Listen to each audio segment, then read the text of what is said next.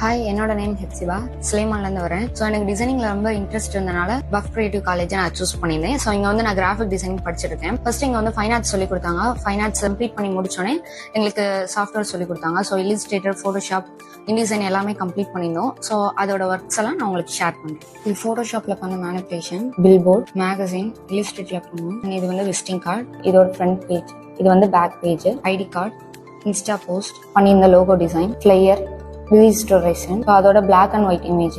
இது வந்து try ஃபோல்டரோட back page. இது வந்து நாங்க பண்ணியிருந்த ட்ரேசிங் ஒர்க். என்னோட பிகாம் சிஏ டிகிரி கம்ப்ளீட் பண்ணதுக்கு அப்புறம் எனக்கு டிசைனிங்ல ரொம்பவே இன்ட்ரெஸ்ட் இருந்தனால நான் மதுரை பஃப் கிரியேட்டிவ் காலேஜ் நான் சூஸ் பண்ணினேன்.